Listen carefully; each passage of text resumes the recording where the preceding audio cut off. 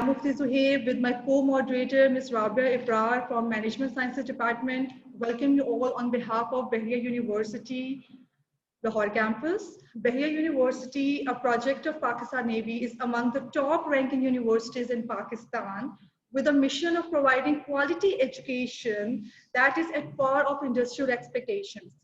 Keeping this view in mind, today we are going to discuss a very crucial topic that is about future of youth during and after COVID-19 pandemic. And as you know, COVID-19 has brought staggering changes to the economic well-being of the country and has created uncertainty for youth about their career, about their employment opportunities, entrepreneurial opportunities, and as well as regarding the education opportunities in the country as well as outside Pakistan, all over the world. So to ponder upon this dilemma and ensure that there is a future that might seem complex, but it is not dark, and to reflect upon the skepticism about economic opportunities, we have invited three excellent think tanks from the industry. Thank you, Nayab. Assalamu alaikum, everyone. So today, very intellectual and versatile speakers have joined us to enlighten us on the future of youth during and after COVID-19 pandemic. So owing to the intensity of this topic, I hope we are going to have a heated discussion on this burning issue. As we can see that the youth and the students all together seem so perplexed and concerned for their future. So I hope today's discussion is going to be fruitful for all of us in this regard. So let me have the opportunity to introduce all our guests. The first guest with us is Syed Zakir Hussain. He's Vice President Human Resources at Almoiz Industries Limited. His skill set includes HR consulting, performance management, employee engagement, reward management, organizational development, and recruiting. He has a dynamic past experience as he has worked with Crescent Bahuman Limited, Style Textile, Desfon, Halim Foods, FMC, and the Shazu Pharmaceutical Laboratories. The second guest with us is Mr. Salman Tufail. He is Journal Vice President, Immersive Planet MEA, Chairman PEG, Executive Director, Tufail Group, Shielding from Pandemics. He's a visionary entrepreneur with a passion to identifying the business problems and to build solutions globally. So he has a diverse local and global experience in chemical manufacturing, cutting-edge technologies, sales, marketing, public relations, and reverse engineering. The third guest, last but not the least, is Mr. Syed Fahad is with us.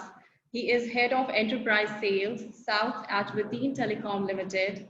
He's having more than 8 years of experience in B2B, B2G, B2C, and account management. He has worked on digital media marketing, event management, telecommunication, and he has also worked on Huawei, Cisco, Dell, IBM, and ITCM. So thank you so much for joining us. Okay, thank you. So let's move towards our discussion. And our first topic for today is about the entrepreneurial opportunities. So my first question to guests is that what are the possible career pathways for students after COVID-19, specifically with respect to entrepreneurial startups? If we look at this present situation of Pakistan, the economic situation, what do you think would be an opportunity for our youth as per the entrepreneurial startups are concerned? Yes, Mr. Salman, what's your point of view? Hi, everybody. I would like to add in the moment they announced the lockdown, so rather than getting chaotic and trying to figure out what's going to be next and how we're going to move on, there were many opportunities for the students and the kids and the parents to, take advantage of the elimination of borders across the world. Everything has gone online. They could have, utilized their time better rather than being on social media and Fortnite and PUBGs. Getting education off the internet from places like Coursera or even YouTube for that matter. It all depends how you put your mindset to it and how you want to move forward in a progressive manner rather than spending time on news or waiting for someone to tell you what to do. Right. Okay. So what is your point of view, Mr. Fahad, on this? What are entrepreneurial opportunities out there for our youth in this situation of COVID-19 pandemic? It is very well said by Mr. Salman that rather than wasting the time on said things, people could have utilized their industry. Starting from, if you say that entrepreneurial opportunities for the students, IT industry is the one which is globally face a boom. Since I am working in an IT industry, we luckily we were in an industry which faced a boom during the lockdown. So, and we have seen many startups which came into being after the lockdown was imposed. So I would say that there were a lot of it. There are still a lot of opportunities in IT sectors. Back in 2017, if you talk about numbers, the IT industry was standing somewhere around $1.2 billion for Pakistan. Currently in 2020, right now when we are almost at the end of the pandemic, hopefully, the IT industry is standing somewhere around $4.1 billion for Pakistan. So we are seeing a huge boom in IT industry. Every small business, starting from something to eat and starting from when you can go and buy a car, everything is transforming into online business. So there are a huge gap within the IT industry. So I guess it is a good grab for students to start up as an entrepreneurial setup for themselves. Thank you. Yes, Mr. Salman, you have to say something? Yes, I would like to add on to what Mr. Fahad said.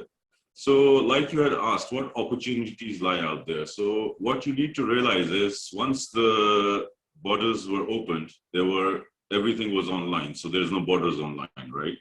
And then there was a disruption in the supply chain and the demand of equipments, especially in the semiconductor and IT industry. So due to the reason, a lot of industries globally had to localize themselves. That means all the MNCs that were shipping in their goods and the dollar was being spent out of the country. So now the students and the graduates have the opportunity to start disrupting this market when the MNCs are localizing their products in Pakistan. There's a lot of industry coming up and they should be looking out for those.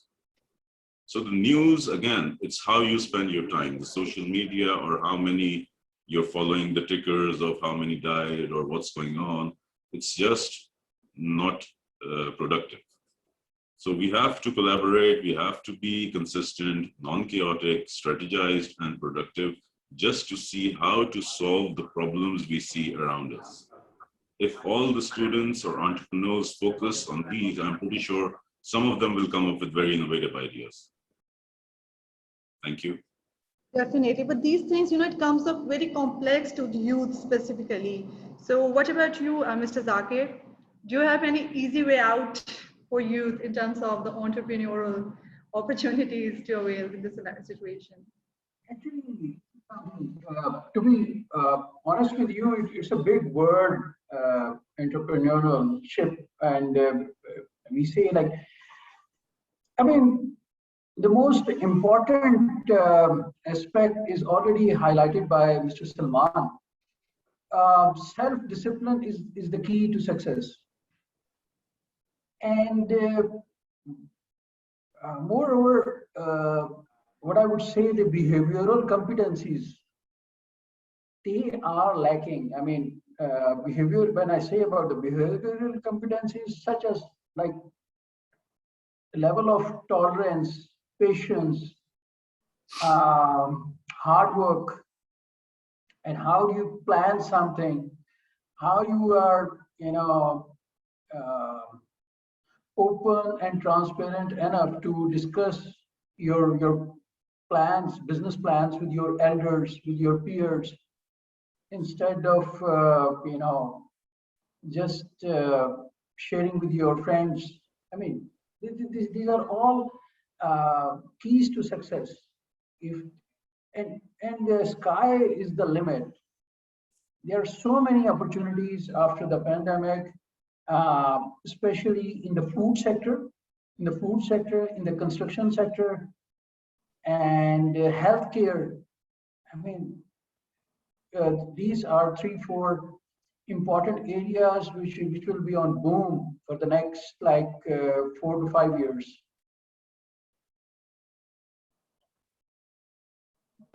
Right, definitely. So you talked about the behavioral competencies. Definitely, it is important that you develop that kind of patience and tolerance, and definitely you have to come up with innovative ideas instead of wasting your time on social media. Right. So definitely. So what about that during the pandemic, almost every business scrambled to enable their employees to work remotely. In such a situation, how do you see the sustainability of entrepreneurial venture? Do you think that the ventures are sustainable in this kind of situation? Ji, Mr. Zakir. We should be always ready for any shocks, for any disruption, or any type of risk. We should always be ready. Like whenever we sit in the car, we fasten our seat belts. In a similar manner, whenever we plan for the business, we should be ready for any type of risks, any danger, anything coming up. So, but this time it was probably nobody was ready. Nobody was, expecting it.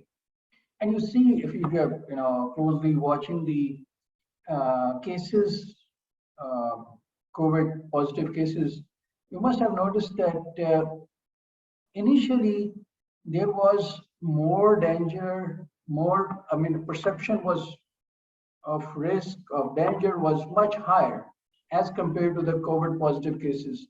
Right now, just 3 months or 2 months ago, COVID cases were high on the higher side, but people were so much, accepted the reality that they were doing the business, everything was going on, and rather they were thinking that nothing is going to happen. So it's all about the acceptability and adaptability.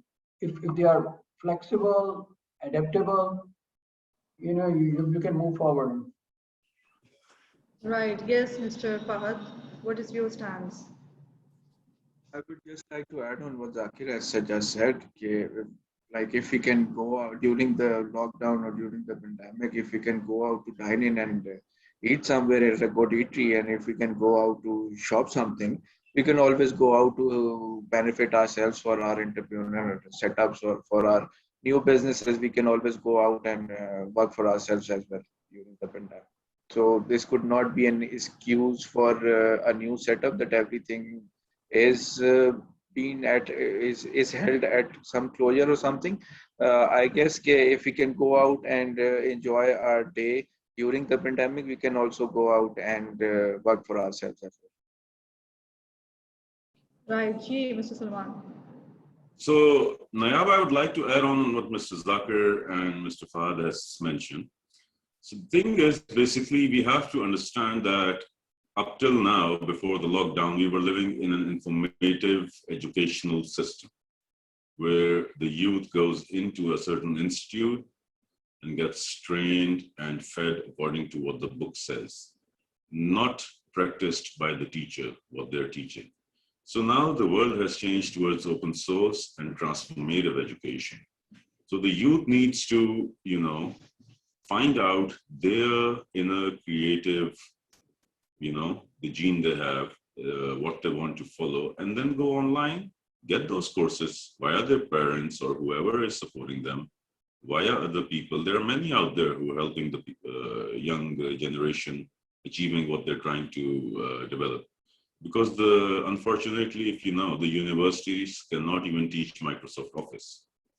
So in certain policy matters and in certain cases, so these are when you're sitting at home, you should educate yourself with the skill which is required in the job industry. If you want to become an entrepreneur, you need to harness your skills and your creative imagination and take courses accordingly online. And the courses online in the EdTech and the IT sector, which is growing very fast now, they're much cheaper and much focused on the skill set that the student needs. Right. So those so are basically empower them. Yeah, please go on. Yeah, so basically it's all about your skill sets, okay? The traits that you have and the skill sets that you develop. This is what you are directing towards, right? So First, it's opportunities the are in mindset your hands, right? and the skill set you need to develop for that achievement. Definitely. So moving back towards our another very important aspect of the discussion, that are job opportunities. Like even if now people should go for job, employment, or entrepreneurial ventures. Okay, Mr. Zakir, my question is from you first. We all have seen the annihilation of the pandemic in terms of downsizing and cost cutting, divestitures, mergers and acquisitions. So, and we also have seen biggest of the industries collapsing. So, in such a scenario, what do you think? Like, what will it take to build more job opportunities for the youth? I remember that, in start of March, April, and May, I know different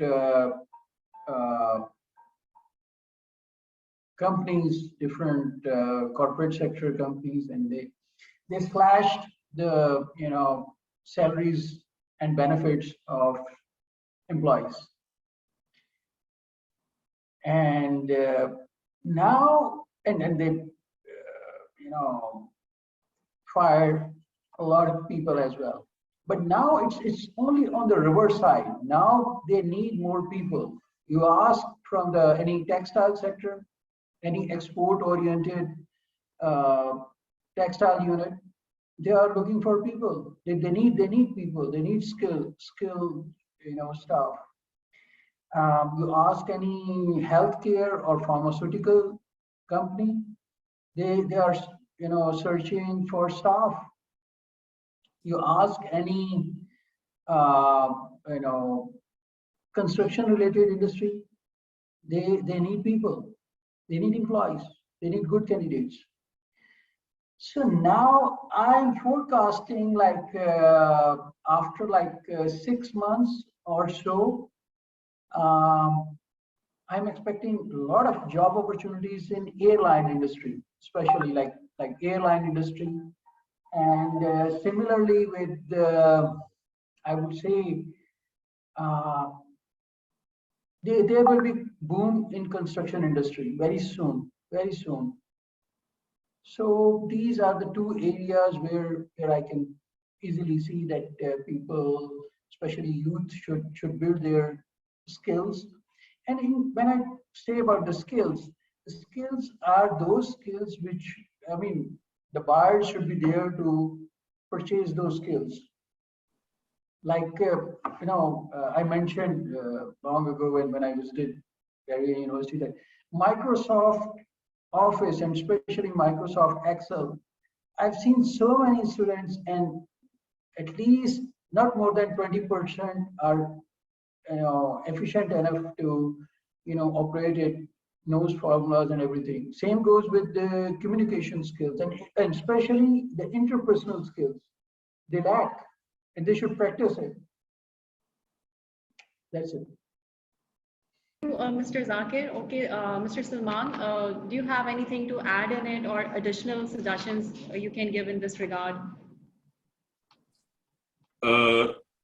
I could not hear you properly when you did the question. Could you kindly repeat your question? You're cutting off. Okay, my question was that what will it take to build more job opportunities for the youth, keeping in view the current scenario of the pandemic? Okay, again, it all boils down to the mindset. So let me explain here, as I've been through all of these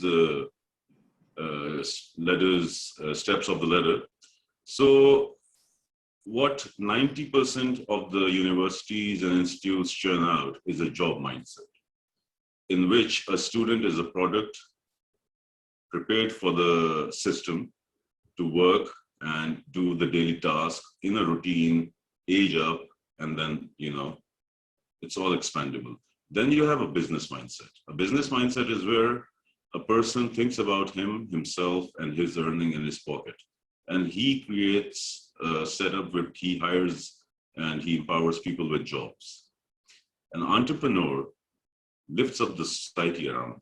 They think about the problems and they come up with the solutions. Regardless of who to hire, who the market, they look for the solutions or problems. Once you find those, you start filling up the market gaps, and you never know how many customers you get and how big of a scale up you can do. What another thing they need to focus on, and disruptor comes much after. So try to have an entrepreneurial mindset first. Don't work for a job, a salary, but this has a correlation with the the background and the facilities everybody has. So everybody has a different circumstances going on. I don't want to stereotype this, but having a focused mindset, at least, even if you're having a job, you can work around, and then you can do a lot of things now because everything is online. You can hire people cross borders for much cheaper for your projects. As entrepreneurs, as startups, there's a lot of option around. So many layoffs across the world. Everybody's looking for small projects just to meet their ends and everything. So it's all about mindset and approach, and a clear vision of what you want to achieve, where you want to stand in the society, and how many people you want to empower. So empowering people by giving them jobs is not really an empowerment, because no matter what your salary is, you're never going to be satisfied and be able to have extra by the end of the day. So entrepreneurship is the only way forward with shared resource of knowledge. Knowledge should be free. It's the basic right of everybody. So, there's a lot to be changed. An ecosystem, a coherent, cohesive, strategic plan has to be built with the right people, the right institutes, the right government, the right committees they develop. And it's a big effort we have to do. Right now, everybody is doing a small part as a module in their own capacity in different areas, and they're not connected to each other because of the policies and red tapes and everything else we have. So I guess I've covered pretty much about that. So back to you, ma'am. Thank you so much for enlightening us. Mr. Fahad, what's your point of view on that? I would like to add what Zakir has said, that if I'm talking about the industry I am working in, telecom industry, telecom industry just comprises of like 7 to 10 companies which are working right now in Pakistan. And as of now, I know that every company is looking for right people to join them. In fact, I am looking for 2-3 people to join in my team as well. What Zakir has said is a very perfect point which needs to be addressed, that we need to address the skill set of the people coming and sitting and coming in and joining a company and working for a company is in people, and most of the 80% of the students don't know how they can get most of the advantage from, like using Office, using Excel, using PowerPoint, or using different things. They lack in these kind of skills, and these skills matter a lot right now. Coming towards the point, what Salman has said, I guess he has made a very nice point, that to fulfill the gaps within the markets, we need more entrepreneurial setups to establish. They are going to be the one who will ultimately fill the gaps within the markets, not the person who is sitting on a job and doing something on a regular basis. They will not be going to fill in the gaps within the market.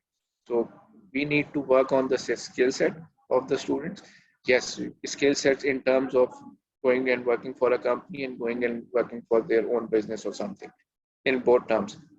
When it comes to jobs, the market is reviving itself. If you take the textile sector, they are coming back in the market. If you take the airline sector, 2 months or 3 months after, they are coming back in the market. Everyone is going to hire their resources back.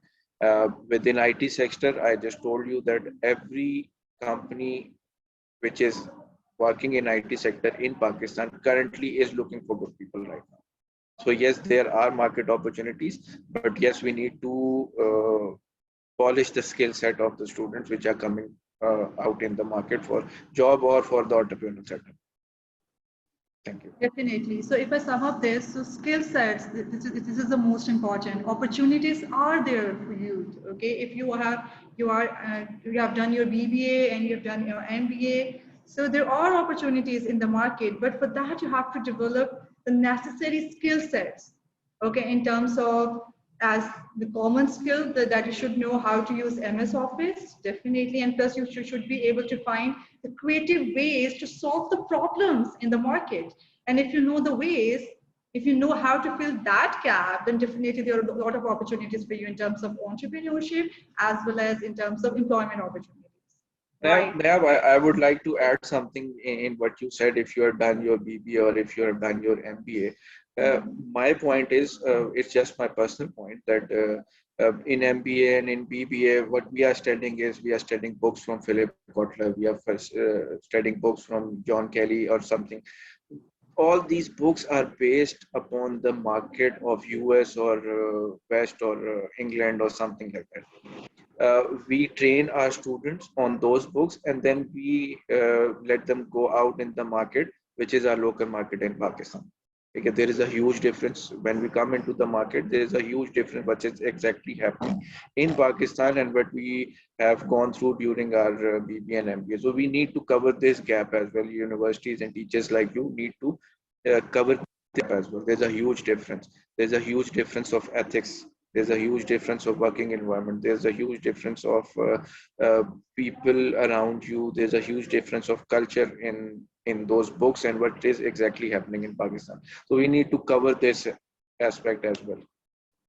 Right, Fahad. Then Fahad, why do we always prefer foreign graduate over our own graduate? Like for example, when it comes to education, okay, and when it comes to the recruitment, we always prefer those resumes who have foreign graduation. However, those who are having that is the mindset. Now that's why we're teaching them US or UK books. Why? Because we believe the foreign education is always better. So my point is, I guess you have a point. Mr. Zakir is from HR. He would second me or he would add something more of an importance in this aspect. I guess if I am sitting in a place where I have to read a resume and I have to find a guy who has to work in the local market, I would prefer someone from a local market, not an foreign graduate resume. I would not, because most of the time a person coming, he will cost me more. From a foreign graduate will cost me more, and ultimately he has to see a very dynamic shift in his working when he has to come from a foreign graduate and work in the local market. So if it comes to me, I would always prefer a person from a local market to work in my team. Yes, Mr. Salman. I guess Mr. Contradictory point of view to this. Or you support it? Yes, Nayab, I'd like to slightly tweak your statement. So it's not the skill set you need to develop first, it's the mindset you need to develop first. And after the mindset comes the skill set part. And with that, the entrepreneurs should understand one thing, that the entrepreneur does not work for money. Okay, so if they have, you know what happens in Pakistan nowadays, you see very common news from many different sources online, on LinkedIn or Facebook, whatever, that this startup got this much seed money, this startup got this much more. So what the entrepreneur mindset right now is doing is trying to target that higher first round. Wrong approach. This should not be an entrepreneurial approach. So there you have to have clarities of your targets, not how much I got in the hype I got in the news or the funds I grabbed, and then the generalization of the funds. Most of these kids, you know, the basic problem is mentorship. The coaching and mentorship does not exist properly. It's not about degrees. I don't look at grades ever. See GPAs or what universities they came. I just check the person, the background, the qualities, the mindset, the culture, and the character. Kaam to humne sikhana hai na usko, ki what we need out of it. And as an entrepreneur, you know, to empower somebody, there are many ways. During the lockdown, I've said that on other platforms as well, we managed to do 14 entities in 7 months, out of which 5 are global. And most of them are with the CSR built-in model that makes sure to empower the people around us so that their kids can get education, and when our next generation is growing up, they have brains to work with. Otherwise, you will only have churned out products from the university just to do the same job every day, get pensions, and I don't want to say what else happens afterwards. So it's the mindset you have to have first, then the skill set, and the greed to achieve, not the greed for money, not the targets for grants or whatever. You have to have focus on empowerment and the society. Once you go, once the youth and the entrepreneurship mindset goes on the volumes to resolve a problem, volumes start giving money, and that's when they get their fruits. They should not rush into it. Right, but Salman साहब ऐसी बातें तो उस economy में अच्छी लगती है जो बहुत ही डेवलप्ड इकोनॉमी हो, जहाँ पे इकोनॉमिकली लोग बहुत सर्टेन हो, मगर जहाँ पे इतनी अनसर्टेनिटीज हैं कि आपके मिडिल क्लास, आपको पता है इट्स बीन वैनिशिंग, ठीक है, middle class has been shifting to lower, तो definitely people they try to earn. So the first thing that comes to your mind, it's my research as well, that people always think how they can earn, that is the first thing. So definitely mindset has to be changed, as you said, right? So this kind of mindset is important, that it has to be changed, that is important. So moving back to the previous point here, that was very important, is that the foreign qualification and the local market, right? So yes, Mr. Zakir, what is your point of view? For example, my students, when they are done with their bachelor, so they always say, ma'am, okay, where should we go for further studies? They have no plans to get the degree from Pakistan. Why is that? So why they have this perception in the market, if they will go abroad and they will get degree from there, then they can be successful in Pakistan, otherwise they cannot. Just one word before Mr. Zakir starts. Yes. That's the mindset of a Pied Piper approach. Now back to Mr. Zakir. To be, blunt and to be honest with you, it's the approach of multinational corporations and big national corporations to hire young graduates from foreign universities. Now, why? The question is why they prefer to hire foreign qualified graduates. My simple answer is that nobody has time to test the abilities, ethical values, and skills. Now, the multinational corporations, especially the famous ones, they feel and they believe that if somebody has gone abroad, he has seen the environment and system based on some sort of a value systems. I mean, Nayab, hopefully you do understand what I'm saying about the ethical values. And similarly, the foreign graduates, they also, they have to go through the hardships, through the more rigorous trainings from the foreign universities. So they feel like they are capable enough to deliver results. So they, instead of testing and spending more time to groom them, they just hire and pick the young graduates qualified from foreign universities. This is the answer. Right. Yani ki hamari universities here in Pakistan, don't you think they are capable to give now coming back to your local universities. ऐसा नहीं है कि I've seen lots of foreign qualified graduates failing miserably after 5 years or 3 years or 7 years. And I've seen that, especially from the Punjab University, from any university, especially from, private, I do remember, there was name of PCBA, Punjab College of Business Administration, and then it changed into, some other name. those students were now working at the most senior levels in corporate sector. I know that. So why it happened? Because of their skills and value system. Values are very important. How much you are, how much you have got guts to say truth. How much you have got guts to be patient. How much you have a tolerance level. These days, young people, they don't have like patience.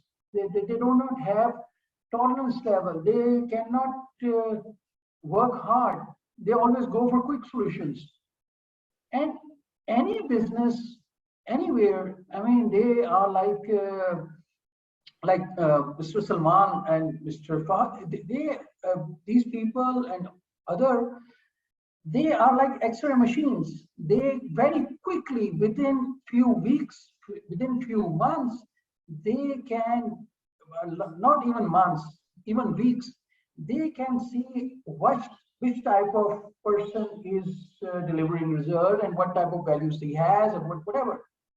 So this is the answer of your question. Why not local universities?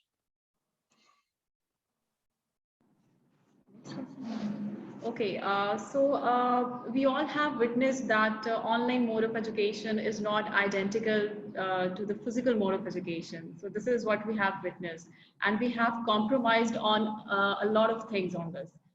So what do you think, how the students would cope up with that skill set deficiency that was caused due to lack of exposure to the field studies and lack of practical exposure? So how they can fulfill this gap, which they have suffered during this pandemic? I would say, there's no need for, physical exposure or, you go somewhere and then you will conquer something. Your first practical laboratory is your home. You should consider your parents as your bosses. And if you can, this is my advice to young graduates and young students. If they can do, if they really want to do something, they can do it in their room. They can manage things, and they can do something better. If they want to plan something, they can do it in their rooms instead of, and the most importantly, if they have got good relationships with their siblings, with their parents, with their friends, they can do it at their job as well. If they are not good with their family members, how can they are going to deliver something else to any job? Right, Mr. Zabi. Yes, Mr. Salman. So I was going to turn the table around and ask you and Rabia a question in an answer to what you had asked. How long have you been handling these online summits and Zoom sessions? And how would you compare your previous experience and your life interactions to what now you have across borders through Zoom or through any other platform, talking to whoever you want, getting whatever information you need? Can other people not do the same? Right. So basically what I feel when it comes to online education. That's the opportunity created. Opportunity, yes. Created, and it is accessible to everybody who puts their mind to this direction. True. That is true. That was what I was about to say. This is my answer to what you had asked. It's a very simple thing to, witness. True. Definitely, it's an opportunity, but if students will take it in that way, the point again, the thing is the coaching and the mentorship. There is none. True. Because the mentors and the coach did not have a proper coaching. So we've had that gap in the generation because of the education system we have. This online mode of education was the whole new thing for all of us, and like switching quickly to that mode was a challenge for all of us, but we all did it very well. But still, there are few gaps which I feel personally that cannot be met because of that online mode of education. Like, for example, we used to conduct industrial tours, and different trips to different industries and organizations where the students can have the exposure, practical exposure of the things. They can view the things happening themselves. So this was the dilemma I felt that was left during this online mode of education. This is being addressed though, very quickly. Rabia, I would just like to comment on what you said, that you used to have like field visits or office visits to different companies or so. I guess that would not be something which will give you practical experience to your students. Uh, Visiting my office, if you're most welcome always, but if you and your set of students are visiting my office, you'll come and see that everything is top notch, everything is going very good. Mm, but once you guys are gone, we are back to our work. It's totally the other way around. So I guess those visits and the and physical presence of students won't help us in establishing or in polishing the skill sets of the people. Uh, Going to a company for 3-4 hours won't give you an inner view of what is exactly happening in the industry or in that company. It is just a fabricated overview which that company or some official will stand up and give it to you, which I will give it to you as well if it comes to Vati. But when it comes to what exactly is happening within the company, it's a total different ballgame. It's a total different story as well. Uh, Back to what Nayab has said, we both graduated a long time back from the same university. How many field trips we had, how many of entrepreneurial courses we had? We had nothing. And we, I guess, when we came out into the industry, we have to learn those things the hard way because we weren't being taught that very uh, those things were not taught or those skills were not polished back in universities. So we Yes, have it to was come into really the market. pampered by the university. There was no actual Exactly. reality that was shown to us, definitely. Exactly my point. Then we have to come back into when then we when after the graduation we go out into the market and then we learn those things the hard way. We have to learn when we are into that system. We see that what was taught through our books, the reality is totally different. So we have to learn those things the hard way. So physical existence and field trips would add too much until and unless you exactly give them something, give uh, them a practical experience, So, give them yes. projects like that. They have to start up a business. If if during that project they'll experience the exact market situation. Give them time, give them a project. But if in my view, the final year project should be an entrepreneurial project. Give them 1 year time, give them some sort of budgets, and they have to start up a business, and then they have to run that business. Then they will get to know what is exactly happening at the ground or at. That's definitely a good idea, Fahad. But what we did last semester, हमने क्या किया कि we just hired industrial faculty for specialization courses, those who are currently serving the industry, and they have 15 years plus experience in the industry. That was a move from our university कि let's say कि वो बच्चों को जो students हैं उनको practically बताएं कि what they are actually doing in the market and how they are coping up with the situation. So that is our move towards this kind of thing. Okay, fine. If this thing cannot give them practical exposure, books cannot tell them what's actually going on in the market, then why not to hire industrial faculty with 15 plus year experience and who are currently serving the industry to tell them actually what's going on in the market. So what do you think? Is it the right move? I guess it is the right move. This is something when we were doing the bachelor's together. This is something we missed.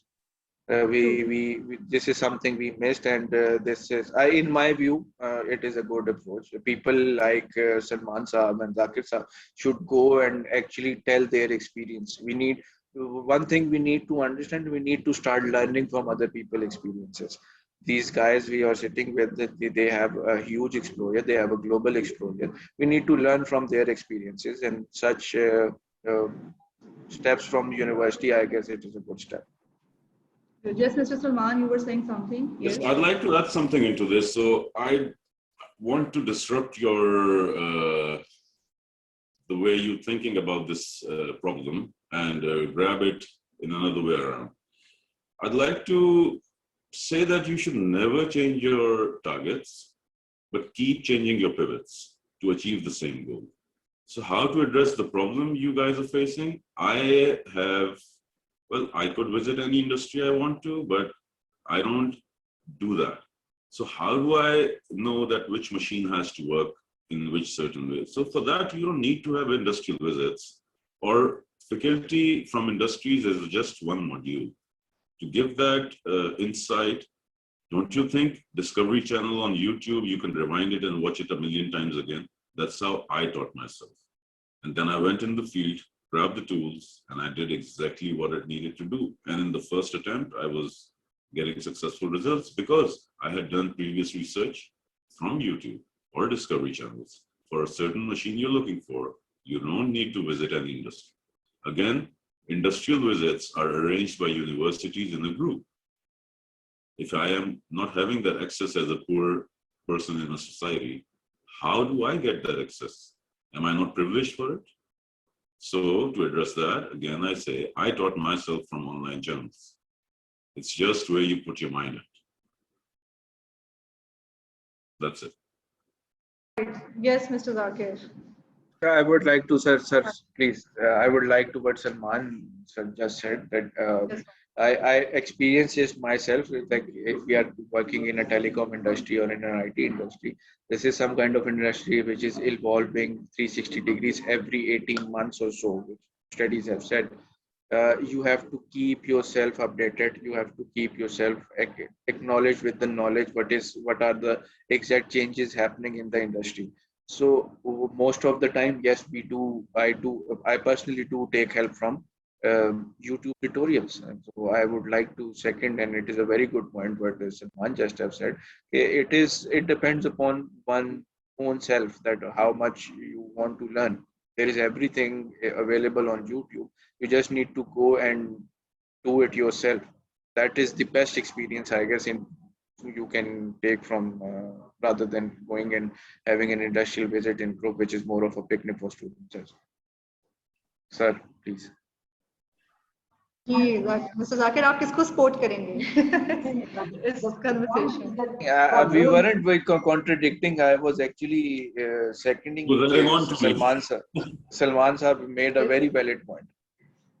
It's a very good thing we are getting, diverse opinions. No, I'm not talking about Salman Sahab and Fahad contradiction. I'm talking about this contradiction, के field visit or no field visit. There is no need for that. You can have those, but the more you learn is by observing it. What do you think? Your field visit would be better than a Discovery or National Geographic documentary made on the same factory? Mr. Zakir will tell that. As a matter of fact, what I have learned that for personal grooming and learning, one must travel. One must travel. If you are not traveling, if you are not meeting with people, if you are not spending time with people, you are not learning. Simple as that. Yep, agreed. And it is not necessary that you are going to travel on a field visit with your, with class fellows. I mean, it's something like a picnic. I agree with Fahad. I mean, to be honest with you, one should travel probably with alone or with somebody. And it is, once again, it is not necessary that you should travel for, on a very hotspot type of place like, Natia Gali or somewhere else. You should travel wherever you want to travel. Even spending time with like a few days or few weeks at your relatives, it will add your personal, experience. Similarly, when we, this is something, important. Whenever we are hiring salespeople, normally we prefer those who have, spent time in hostels. Hostelites, we prefer because we feel that they are more, they have learned a lot and they know about more interacting, communicating with people.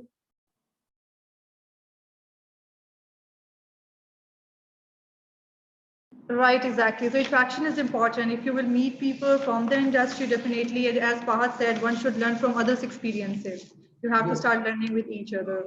So we are running short of time here. So if you have any last words, otherwise we can conclude the session. Any last words, Mr. Fahad, Last that you would like to words, say to like our I agree, once again, agree with Fahad that you should engage your last semesters with leaders from the market. They should come and they should deliver, even if they cannot spare the full the semester, they should come as a guest speaker. And students should also be allowed to say and ask questions, whatever they want to ask. So it will be a good learning for them as well. Yes, Fahad.